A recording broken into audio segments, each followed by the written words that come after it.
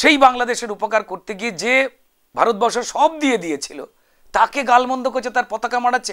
আমি এতটা বেঈমান, এতটা ইতিহাস বিস্মৃত, নিজের অতীতকে জোর করে ভুলে যাওয়ার চেষ্টা করতে পেরে মিথ্যে উল্লাস করা, 4 দিনে কলকাতা দখল করব, 10 দিনে ভারতবর্ষ দখল করব। আমি পুঁটি মাছ হই না, তিমি মাছকে রেলা করতে দেখিনি। ভারত বিনা পয়সায় এর আগে 7 কোটি ডিম পাঠিয়েছিল বিনামূল্যে। সেই ডিম খেয়েছে বাংলাদেশ, খেয়ে ঢেকুর তুলে ভারতবর্ষকে খিস্তি দিয়েছে। দুটো ভিখারি যদি পরিষ্কার ভাঙা বাটি নিয়ে গল্প করে ধর্মতলায় যে বিধানসভা কিনে নেব, কেমন লাগলো আপনার শুনতে? হিন্দুরা ঘুমোক আরো, কাল ঘুম থেকে উঠে বাবলুদা দেখবেন যাতে টাইটেল হয়ে গেছে খান। বাংলাদেশ পাকিস্তানের থেকেও ভয়ঙ্কর অবস্থায় করবে। তারপর দুজনকে দেখবেন ভারতবর্ষ দখল, কলকাতা দখল করে বলেছিল না, ঠিকই বলে দিয়েছে। কলকাতায় ভিখিরিতে ছেয়ে যাবে বাটিওয়ালা, চিনতেই পারবে, আরে আপনি ডক্টর ইউনূস না, এরম একটা হবে। আমাদের দেশের সর্বোচ্চ বিচারপতি তিনি পরিষ্কার ঘটনা দেখে বলে দিয়েছেন, ডাল মে কালা নেই হ্যায়, এ ডালই পুরা কালা হ্যায়। সাধারণ মানুষ যেভাবে নিরপেক্ষ সাপোর্ট করেছিল, তারা গিয়ে বুঝতে পারে যে প্রত্যেকে পাড়ার লোক গিয়ে, আরে এ তো টুকাইদা বুলবুলি দি সিপিএম করতো, ঘরে ঢুকে গেছে, এই তো আবার বেরিয়েছে। ইন্ডিয়ান ফ্ল্যাগ কাঁধে নিয়ে, যে ইন্ডিয়ান ফ্ল্যাগ বাংলাদেশ মারাচ্ছে, অথচ সেই সময় ইন্ডিয়ান ফ্ল্যাগের প্রতি সিপিএমের কোনো দুর্বলতা নেই। তারা 15ই আগস্টকে বিশ্বাস করে না, পালনও করে না। এই ভণ্ডদের সবাই চিনে গেছে। এবং এই জুনিয়র ডাক্তার যে 4-5 জন নেতা হয়ে উঠেছে, তারা প্রত্যেকেই সিপিএম, এসইউসিআই বা নকশাল দলের 6-7 বছর ধরে কলেজের ছাত্র রাজনীতির নেতা। দেখুন, অধীর চৌধুরী অত্যন্ত প্রাজ্ঞ, অভিজ্ঞতা সম্পন্ন নেতা, পশ্চিমবঙ্গের অন্যতম গুরুত্বপূর্ণ রাজনৈতিক চরিত্র। এ যে কোনো অধীরবাবুর শত্রু হলেও তাকে স্বীকার করতে হবে। অধীরবাবুর হেরে যাওয়াটাই উগ্র মৌলবাদের একটা এক্সাম্পল। কে জিতলেন সেখানে? ইউসুফ পাঠান।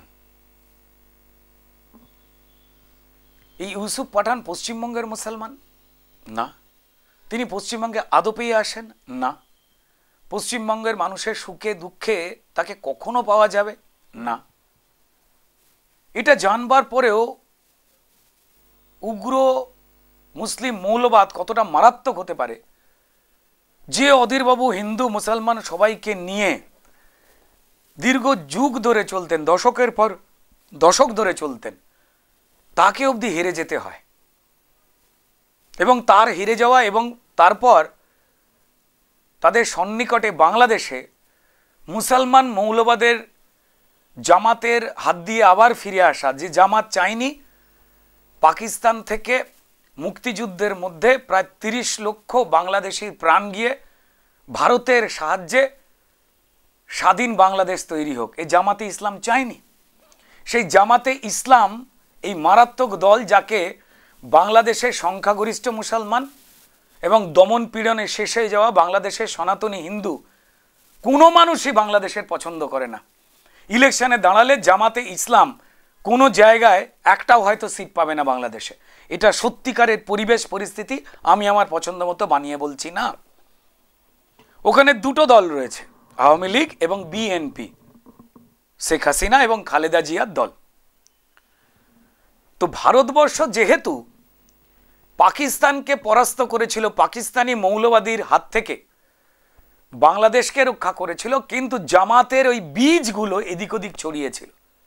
তাই 71-এর পর দুর্ভাগ্যজনকভাবে যখন ভারতের হাজার হাজার সেনার প্রাণ দেওয়া, যুদ্ধ, প্যাটন ট্যাঙ্ক, অস্ত্র, টাকা, কোটির ওপরে বাংলাদেশি শরণার্থীকে যে ভারতবর্ষ আশ্রয় দিচ্ছে, বাঁচাবার চেষ্টা করছে, সেখানে পাকিস্তান রাজাকাররা যারা 30 লক্ষ বাংলাদেশের মানুষকে মারল, 2 লক্ষ বাংলাদেশি নারীদের মান-ইজ্জত লুট করলো, আমার বাপ দাদাকে যে মেরেছে, আমার মা বোনের ইজ্জত যে নিয়ে খেলেছে যে হাতে, সেই হাতের সঙ্গে হ্যান্ডশেক করছে আজকে জামাতে ইসলামের নির্দেশে চলা ইউনূস।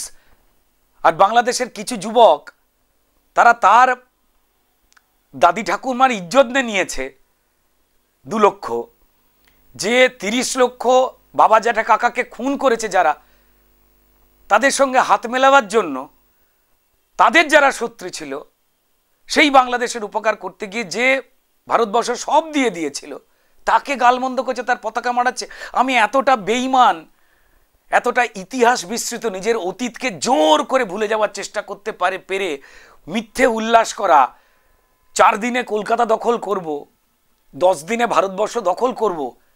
আমি পুঁটি মাছ হই না, তিমি মাছকে রেলা করতে দেখিনি। ওই ঠক্কর দেবো পড়ে যাবি, এমন নয় ভাই। 18-20 কোটি আপনাদের জনসংখ্যা, অর্থনৈতিক দিক থেকে আপনাদের ডিম 140 টাকা, ডিমের দামই কমাতে পারছেন না। কলকাতা দখল নিয়ে ভাবছেন, হুঙ্কার দিচ্ছেন ভারতবর্ষকে। 140 কোটির যে সামরিক শক্তিতে, অর্থনৈতিক শক্তিতে এখন পৃথিবীর প্রথম 4-5 জনের প্রথম সারিতে। অদ্ভুত। তো যাই হোক না কেন, এরাও যে একটা মৌলবাদীরা ছক করেছে, যে মুর্শিদাবাদ, মালদা, এইসব জায়গাগুলো যেখানে মুসলিম অধ্যুষিত।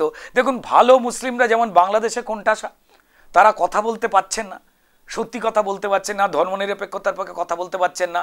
শেখ ইউনুস, আমরা বাংলাদেশের মাত্র কিছু লোকের ভিডিও দেখতে পাচ্ছি। তারা কারা? তারা ধনী। বাংলাদেশে 2টো ক্লাস, একটা হয় প্লেনে চড়ে, আর নাম্বার 2 সারা জীবন রিক্সা চালায়। যারা এই 80% গরিব মানুষ, 80% যারা গরিব মানুষ, যারা ডিম, চাল, তেল, পেঁয়াজ কিনে খেতে পাচ্ছে না, তারা চাইছে, তারা বলে দিচ্ছে ওপেনলি যে ইউনিট সরকার অপদার্থ, ইউনিট সরকার জামাতের নির্দেশে চলছে। কিন্তু 20% যাদের অনেক টাকা, ডিমের দাম 2000 টাকা জোড়া হয়ে গেলেও কিছু যায় আসে না, তারা হয় চুপ করে রয়েছে, আর নয় পরিষ্কার চুপ করে থেকে এই অন্যায়কে প্রশ্রয় দিচ্ছে। আর ইউনিট সরকার মুখে বলছেন হিন্দু মুসলিম সবাই ভালো চাই, আর চিন্ময় কৃষ্ণ প্রভু, যাকে মিথ্যে রাষ্ট্রবাদী ধারায় মামলা দেওয়া হয়েছে, মামলাটাও মিথ্যে। রাষ্ট্রবাদী মামলা কে করে? রাষ্ট্র। এখানে করেছে একজন ব্যক্তি। সে কে? বিএনপি বলে আরেকটি রাজনৈতিক দলের যে করেছে মামলা, তাকে বিএনপি দল থেকে বহিষ্কার করেছে, কিন্তু মামলা তোলেনি ইউনুস। সে ক্ষমতায় এসে তার বিরুদ্ধে যে 300খানা মামলা ছিল সুদ খাটাবার, সবার আগে সেই মামলা বন্ধ করে দিয়েছে, উড়িয়ে দিয়েছে।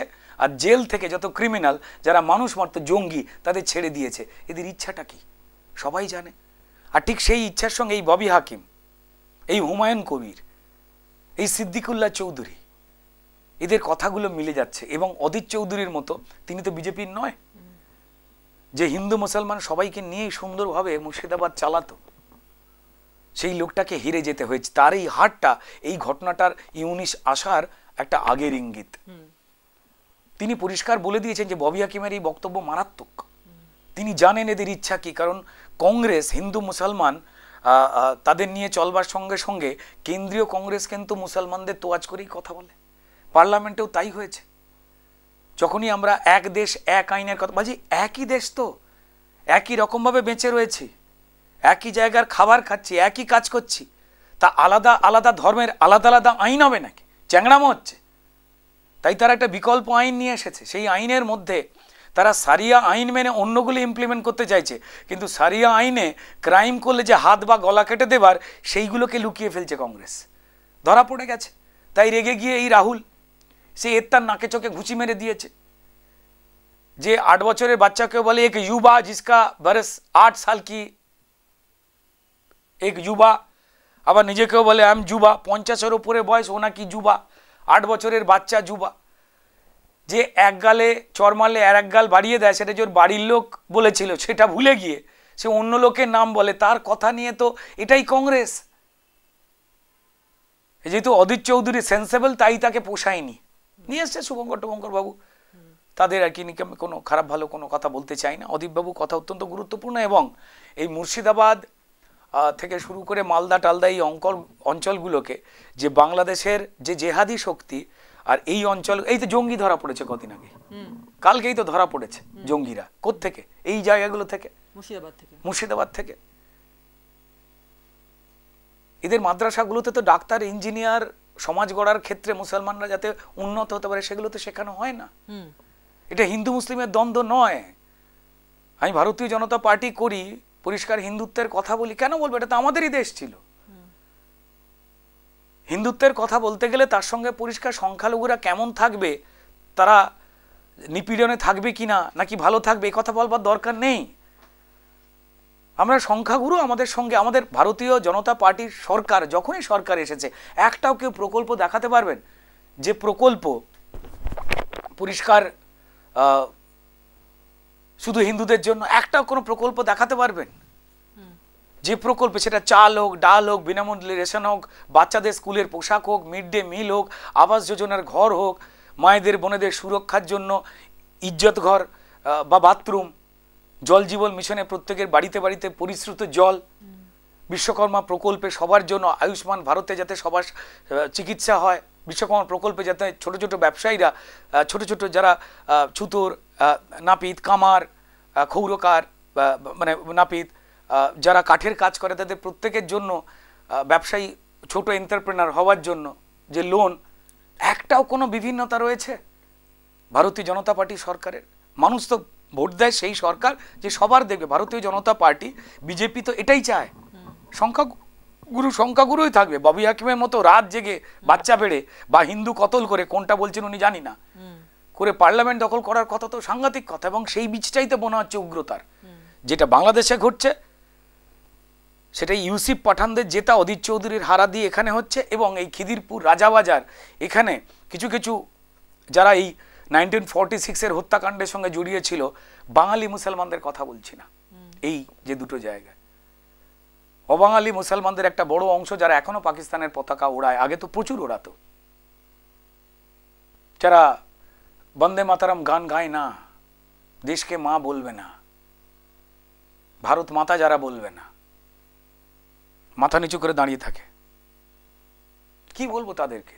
যদি আমরা হিন্দুরা না জাগি, না কড়া হই, দমনের কথা বলছি না, কড়া হতে হবে। তারা কয়েকবার নামাজ পড়তে যায়, গিয়ে দেখা হলে গুজগুজ ফুসফুস করে, কি নিয়ে? এগুলোকে নিয়ে। আর আমরা লিবারাল, আমরা আলোচনা করবো না। সিপিএম নেতারা গরুর মাংসকে প্রমাণ করবেন কতটা সেকুলার, কিন্তু শুয়োরের মাংসকে তারা প্রমাণ করতে পারবে না, কারণ মুসলিমরা রেগে যাবে। আর এই ববি হাকিম এবং এই সিপিএম এর মোহাম্মদ সেলিম একই সুরে কথা বলবে।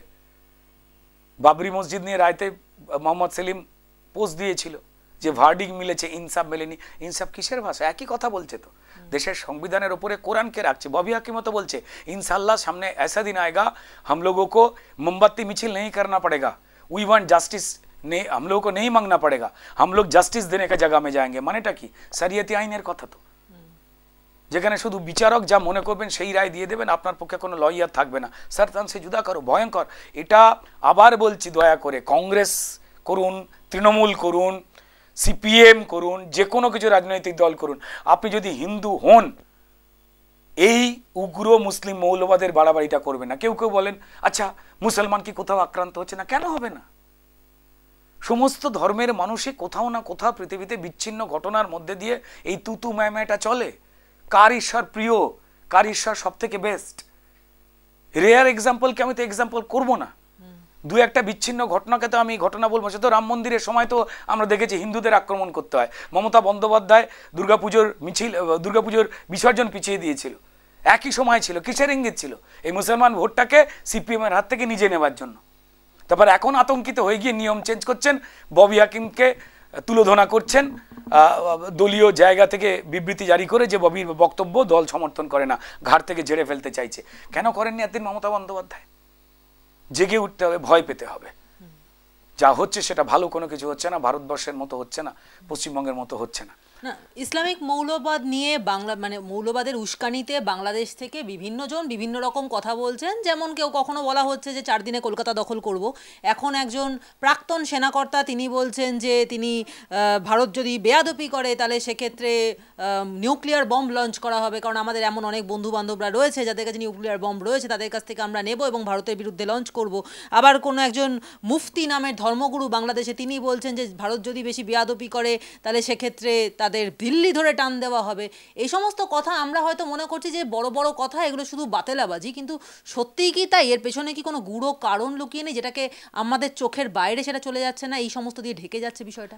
আছে আছে। এই মানে সেকুলার শব্দটাকে নিয়ে ন্যাকামি করার তো মানে হয় না। সেকুলারের মানে হচ্ছে যেমন এথিস্ট, এথিস্টের মানে হচ্ছে যে গোষ্ঠী বা ব্যক্তি যারা ঈশ্বরের উপস্থিতিতেই বিশ্বাস করেন না, তারা এথিস্ট।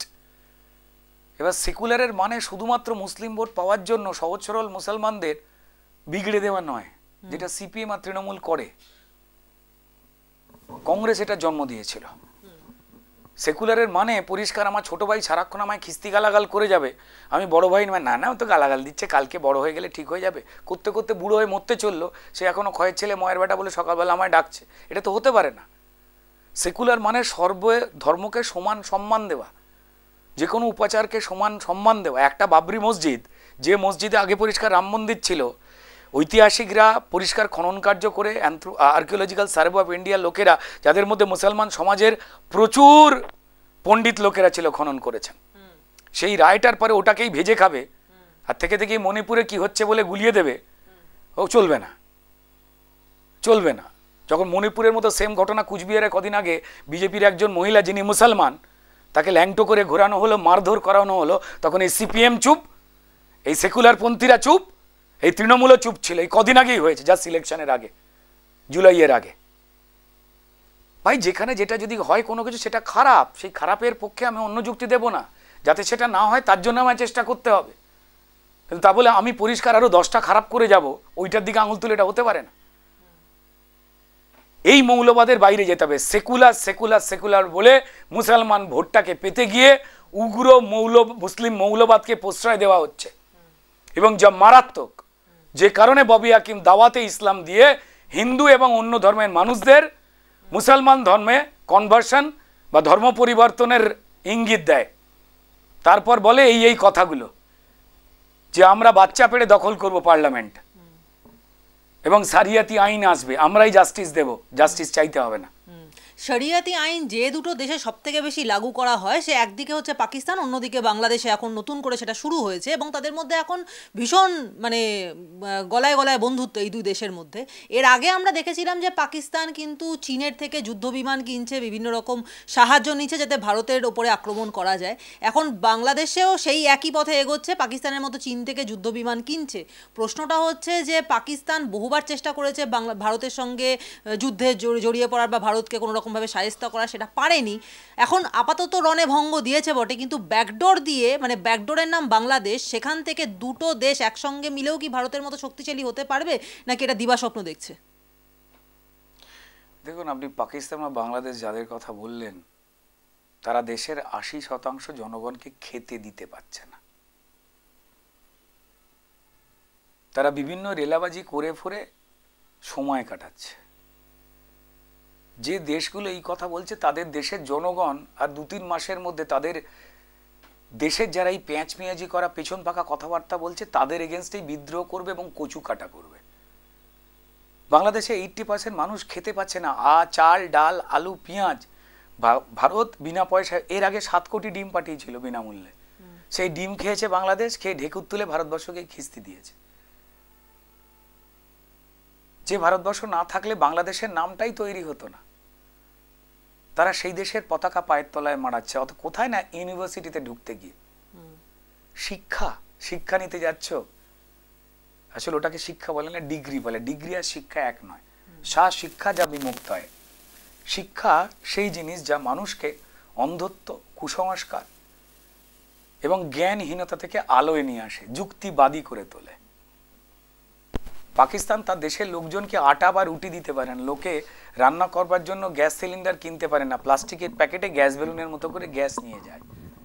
যারা 80% দেশের মানুষকে খেতে দিতে পারছে না, তারা ভারতবর্ষের মতো দেশের দিকে তাকিয়ে হুমকি দিচ্ছে। দিবা স্বপ্ন বললেও ভুল হবে। আমি বলবো, আগে ডিমের দাম 12 টাকায় নিয়ে আসুন, 14 টাকায় নিয়ে আসুন, খান দান, শরীরে পুষ্টি করান দেশের নাগরিকদের, আটার রুটি মাখিয়ে দিন, তারপর যুদ্ধ হবে, এই সমস্ত খেলা খেলবেন না। কিন্তু বাংলাদেশ এবং পাকিস্তানের যে এখন ভাই ভাই সম্পর্ক, সেটা দেখে নাকি ভারতীয় গোয়েন্দা বাহিনীর ঘুম উড়ে গেছে, এমন কথা তো বাংলাদেশ থেকে বলছে। দুটো ভিখারি যদি পরিষ্কার ভাঙা বাটি নিয়ে গল্প করে ধর্মতলায় যে বিধানসভা কিনে নেব, কেমন লাগলো আপনার শুনতে?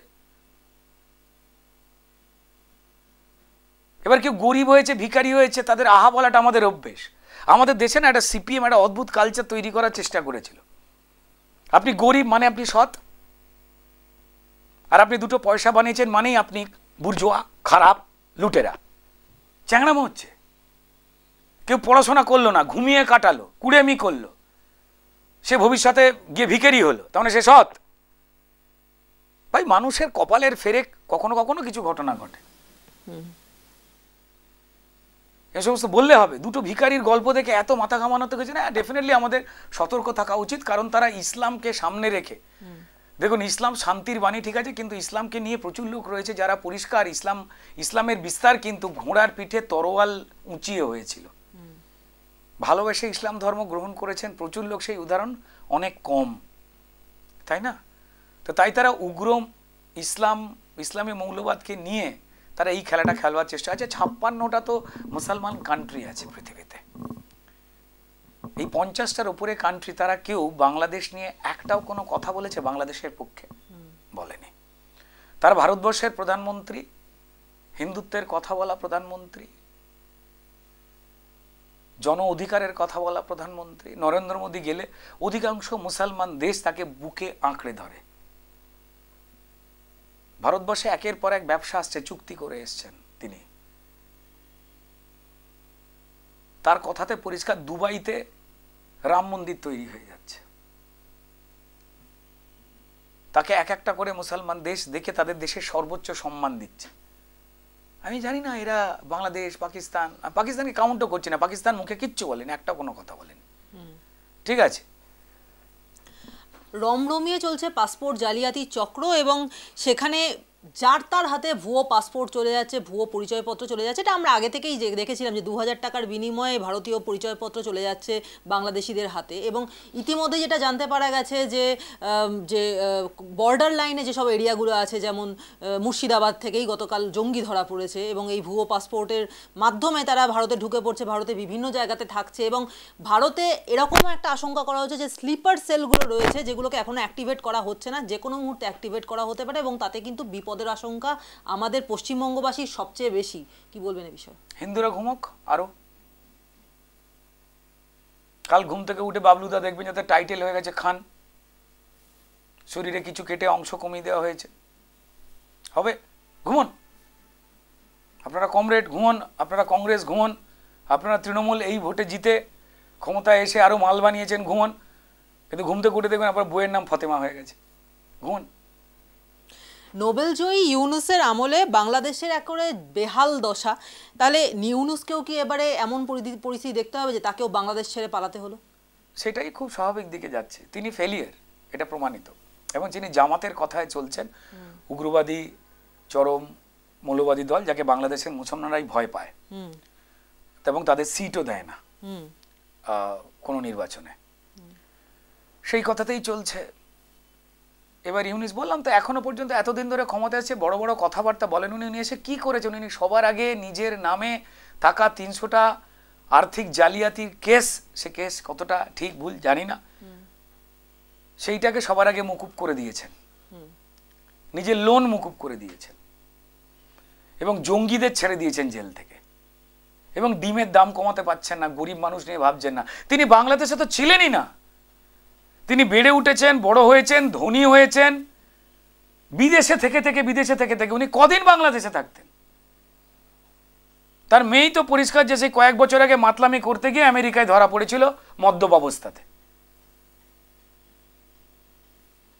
যাকে তিনি বাংলাদেশ নিয়ে বিচলিতই নয়, তিনি টুক করে ফ্লাইট ধরে চলে যাবেন আর আসবেন না, আর বাংলাদেশ পাকিস্তানের থেকেও ভয়ঙ্কর অবস্থায় করবে। তারপর দুজনকে দেখবেন আবার ভারতবর্ষ দখল, কলকাতা দখল করে বলেছিল না, ঠিকই বলে দিয়েছে। কলকাতায় ভিখিরিতে ছেয়ে যাবে বাটিওয়ালা, চিনতেই পারবে, আরে আপনি ডক্টর ইউনুস না, এরম একটা হবে। কপালে চিন্তার ভাঁজ আরো বেড়েছে চাকরি প্রার্থীদের, কি বলবেন এই অবস্থায়? দেখুন, যারা যোগ্য তাদের সঙ্গে তৃণমূল সরকার মিশিয়ে দিয়েছে, তাদের নেতাদের 10-15 লাখ টাকা সাদা খাতা দেওয়া অযোগ্যদের, এবং সুপরিকল্পিতভাবে মমতা বন্দ্যোপাধ্যায়ের আন্ডারেই সুপার নিউমেরিক পোস্ট তৈরি করলেন, তার ক্যাবিনেটের মিটিংয়েই পাশ হলো, যেটা অবৈধ এবং বেআইনি।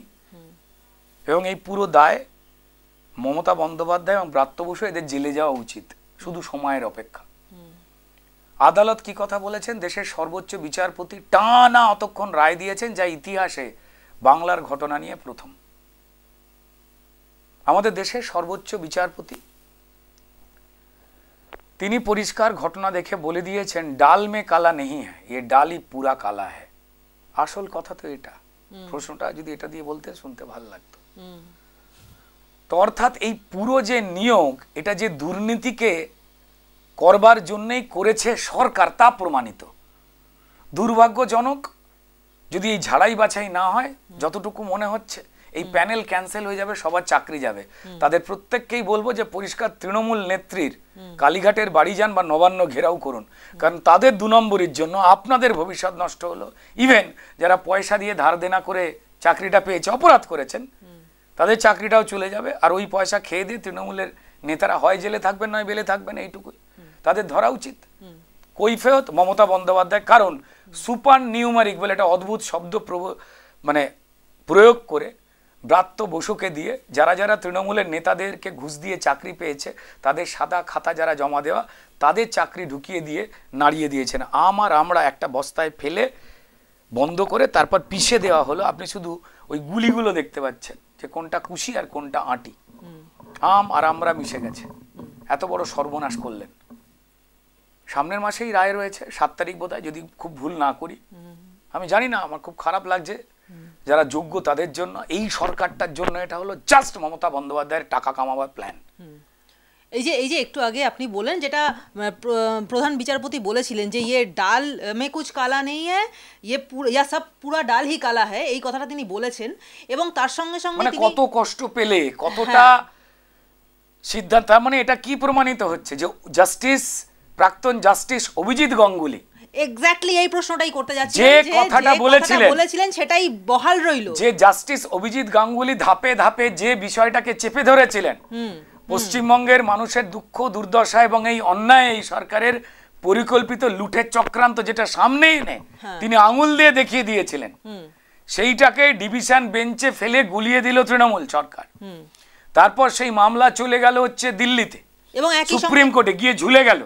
তারপর চন্দ্রচূড় বাবুর সময় এই মামলা ঝুলেই থাকলো, কি জানি কেন।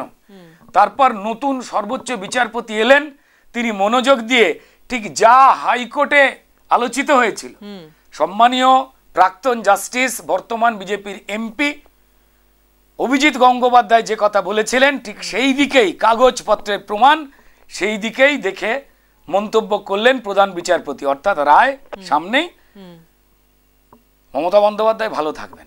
হ্যাঁ, মানে সেটাই বলছিলাম যে জাস্টিস অভিজিৎ গঙ্গোপাধ্যায় যখন এই রায় দিয়েছিলেন বা এই বিষয়টা নিয়ে নাড়াচাড়া করেছিলেন, তখন তার বিরুদ্ধে প্রচুর কুৎসা হয়েছিল, তাকে প্রচুরবার বলা হয়েছিল যে তিনি নাকি বিজেপির হয়ে কাজ করছেন, এবং এমন কথাও বলা হয়েছিল যে গোটা হাইকোর্টই নাকি বিজেপি কিনে নিয়েছে, এমন কথা বারবার বলা হয়েছিল। কিন্তু সুপ্রিম কোর্টে যখন এই বিষয় নিয়ে আলোচনা হচ্ছে, তখন সুপ্রিম কোর্টের প্রধান বিচারপতি এটাই বললেন যে হাইকোর্টে যা রায় দেওয়া হয়েছিল সেটা ঠিক, এবং তার সঙ্গে এমন দিনও আসতে পারে যে পুরো প্যানেলের 26,000 কর্মচারী তাদের চাকরি বাতিল হবে, এবং সেই যদি ঘটনা ঘটে তাহলে যারা যারা কষ্ট করে মেধা দিয়ে চাকরিটা পেয়েছিলেন তাদেরও চাকরি যাবে, এবং তাদের সকলকে নিজেদের এতদিনের মাইনেটাও ফেরত দিতে হবে। সুতরাং সেক্ষেত্রে দাঁড়িয়ে যেটা পরিস্থিতি হচ্ছে, এটা কিন্তু যথেষ্ট চাপের ব্যাপার রাজ্য সরকারের জন্য। তাহলে সেক্ষেত্রে 26-এর ভোটে কি এর কোনো প্রভাব পড়তে পারে বলে মনে করছেন? দেখুন, 100% পড়তে পারে, পড়বে। নর্মালি এ ঘটনা না ঘটলেও পড়তো, বাকি সবাই দেখে নিয়েছে। লুট করে, ভয় দেখিয়ে, পুলিশকে ব্যবহার করে এই রাজ্যের শাসক তৃণমূল তারা ভোটে যেতে, এবং দুর্ভাগ্যজনকভাবে একটা বড় অংশের আইএস এবং আইপিএস যাদের আমরা এড়িয়ে যাই, তারাই কিভাবে সরকারি পদ্ধতিতে এই চুরি জোচ্চুরি লুট হবে তার প্রাথমিক কাগজপত্র প্রণয়ন করেন। সবাই নয়, একটা অংশের লোক। তাদেরও আইডেন্টিফাই করে দূর করে দিতে হবে পশ্চিমবঙ্গ থেকে, নাহলে এই চক্রটা নতুন যদি কোনো সরকার আসে তাকেও খারাপ করবার চেষ্টায়, ভুল বোঝাবার চেষ্টা করবে এই আইএস এবং আইপিএসদের অংশ যারা মিথ্যে কথা বলে। নতুন করে মেয়ের খুনের মামলার তদন্ত চেয়ে হাইকোর্টে মামলা দায়ের করলেন আর জি কর কাণ্ডের চিকিৎসকের পরিবার, এবং বর্তমানে যে তদন্ত চলছে তাতে তাদের আস্থা নেই বলে তারা জানিয়েছেন। তাদের দাবি দ্রুত এই তদন্ত নতুন করে শুরু করার নির্দেশ দিক আদালত। তদন্তের নামে সমস্ত তথ্য প্রমাণ লোপাট হয়ে গিয়েছে নিহত চিকিৎসকের পরিবারের। এখনই আদালত হস্তক্ষেপ না করলে পরিস্থিতি আরও হাতের বাইরে চলে যাবে, এবং এমনটা আশঙ্কা করছেন সেই চিকিৎসকের মা বাবা, অভয়ার মা বাবা। এবং বিচারপতি তীর্থঙ্কর ঘোষ এখন অনুমতি দিয়ে সিবিআইকে মামলায় যুক্ত করার নির্দেশ দিয়েছেন। সোমবার বিষয়টি আদালতে ফের উল্লেখ করবার নির্দেশ দিয়েছেন তিনি। আদৌ কি আর কিছু হবার আছে? অবশ্যই হবার আছে। সবে লোয়ার কোর্টে রয়েছে মামলা, এত তাড়াতাড়ি হাল ছেড়ে দেওয়া কেন প্রত্যেকের? লোয়ার কোর্টের পর তো হাইকোর্ট, হাইকোর্টে তো চুলচেরা বিশ্লেষণ হয়।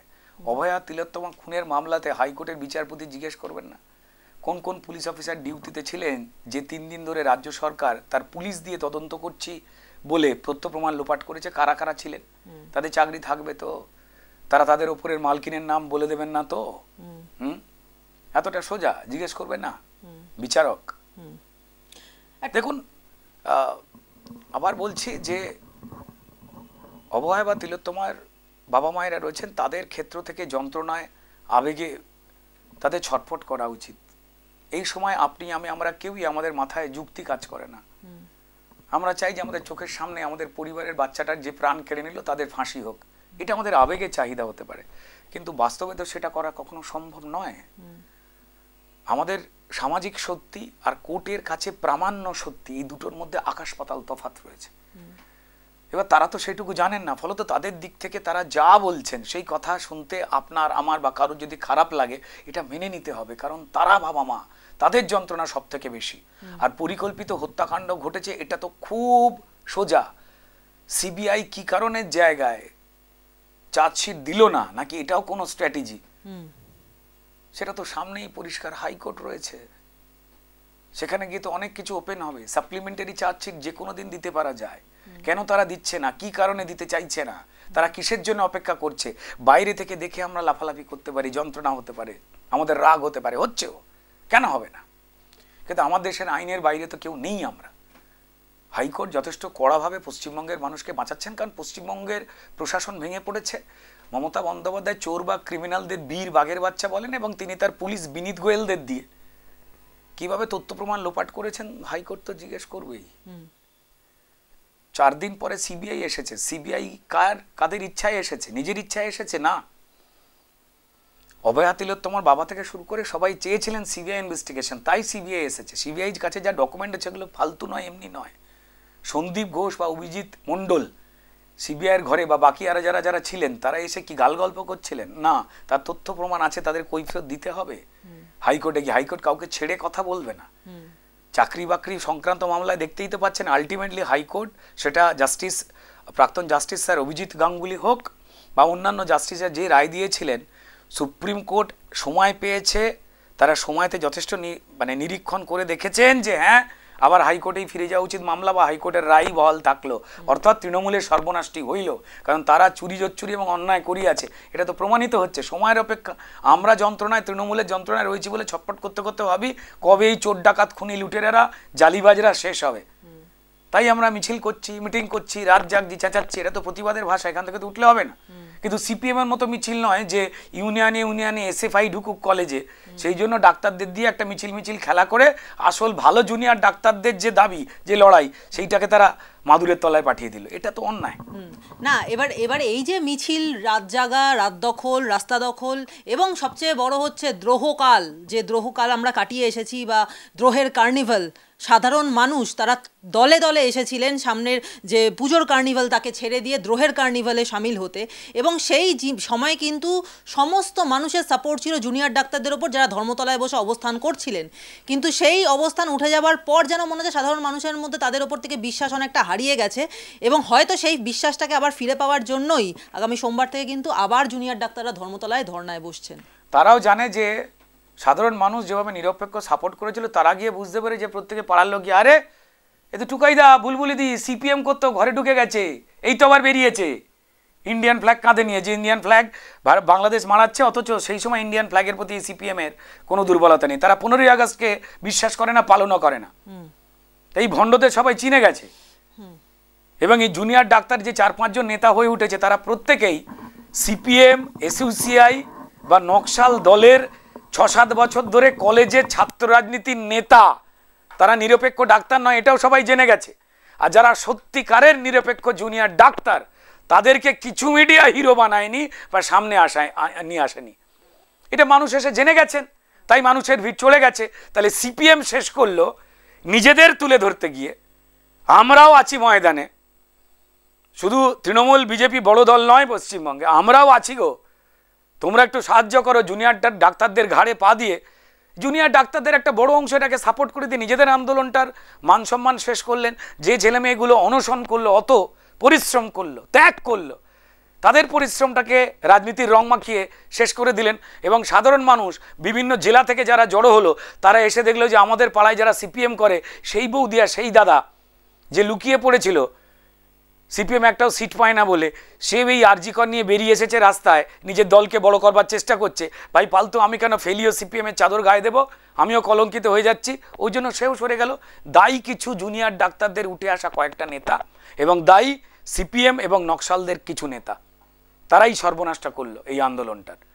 অভয়া বা তিলোত্তমার মৃত্যুর সত্যের বিচারের থেকে তাদের কাছে এই মেডিকেল কলেজগুলোতে এসএফআই বা এসইউসিআই ছাত্র সংগঠন, এসএফআই বা আইআইডিএসও বা নকশালির ছাত্র সংগঠন, এইগুলোর তৃণমূলের ছাত্র পরিষদকে, তৃণমূল ছাত্র হাঁটিয়ে ক্ষমতা দখল করাটাই উদ্দেশ্য ছিল। এটা তো স্পষ্ট। তারা যদি আন্দোলনটা অনেস্টির দিকে নিয়ে আসেন, প্রত্যেকটা মানুষই যাবে, কিন্তু সবার আগে সিপিএমকে এখান থেকে সরাতে হবে অনেস্টলি। নাহলে তারা সারাক্ষণ চাইছে বিধানসভায় একটা সিট কি করে পাকানো যায় গিঁট, এই ভেবে যাচ্ছে। আমাদের সতর্ক হতে হবে। আন্দোলন চলে, আন্দোলন চলবে। যারা অনেস্টি নিয়ে আন্দোলন করছেন তাদের পক্ষে তাদের সমর্থন ছিল, আছে, থাকবে। এবং যারা শুধুমাত্র কলেজে ছাত্র আন্দোলন করে গিয়ে এসএফআই বা এসইউসিআই আসবে বলে নেতা হয়ে উঠেছে, যাদের ফেসবুকে একটা কমেন্ট করলে লাইক পড়তে হচ্ছে 30টা, এখন 3000 ক্রস করে গেছে, তাদের সবাইকে আমার চেনা, আর কিছু বলার নেই।